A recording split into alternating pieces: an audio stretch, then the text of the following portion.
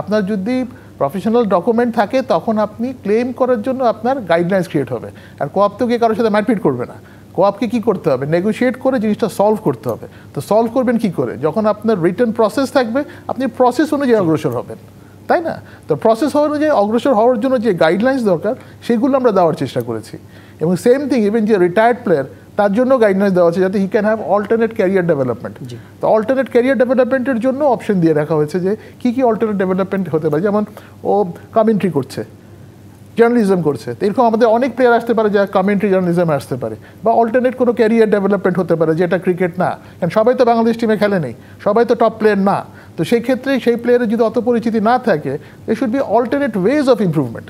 তো সেই সমস্ত জিনিসপত্র আমরা অ্যাড করেছি। ইভেন সিনিয়র প্লেয়ারদের জন্য আপনি পেনশন স্কিম, তো এটার জন্য টোটাল নির্ভর করছে আমাদের ফান্ডিংয়ের সিচুয়েশনের উপরে। কারণ আমরা এখনও বলতে পারেন আপনার হাঁটি পাপা সিচুয়েশন, যেটা রাহুল বললো যে জিনিসটা আমরা 15 বছর আগে করতে পারতাম, সেই জিনিসটা আমরা আবার জিরো থেকে স্টার্ট করেছি। তো জিরো করে স্টার্ট করে একটা সিচুয়েশনে আসছি, এখান থেকে আমাদের গ্র্যাজুয়ালি গ্রো করতে হবে এবং এটা ওভারনাইট হবে না, ইট উইল টেক টাইম। তো আপনার যখন রিটেন এগ্রিমেন্ট থাকবে, যেটা লিগাল ডকুমেন্ট থাকতে হবে ফর ইচ প্লেয়ার, সে সেকেন্ড ডিভিশনে খেলুক, থার্ড ডিভিশনে খেলুক, প্রিমিয়ার লিগ খেলুক আর ফার্স্ট যেখানেই খেলুক, তার একটা লিগাল এগ্রিমেন্ট থাকতে হবে। তো ওইটার বেসিস যদি হয় তখন কি আপনার ক্লেম করার একটা প্রসেস আসে।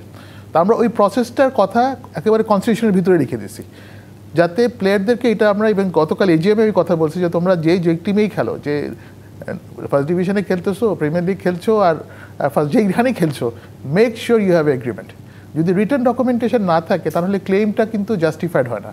তো আমাদের কাছে অনেক এই ধরনের কমপ্লেন এসেছে যে না ফাইন্যান্সিয়াল প্রবলেম, কিন্তু রিটার্ন কোনো এভিডেন্স নাই।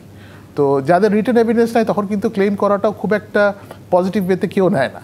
কিন্তু রিটার্ন এগ্রিমেন্ট থাকলে তখন অন্তত ক্লেম করার জন্য প্রেশার দেওয়া যায় যে কেন দিচ্ছেন না, বা লফুলিও তখন আপনি ক্লেম করতে পারেন যে আমার স্ট্যাম্প পেপারে এই এগ্রিমেন্ট ছিল, এই পাওয়ার কথা ছিল, আমি আমার পুরো কাজ করেছি কিন্তু আমি সাপোর্টটা পাই। মানে সেটা যদি থাকে তাহলে তো তার কোঅপের কাছে যাওয়ার প্রয়োজন নেই।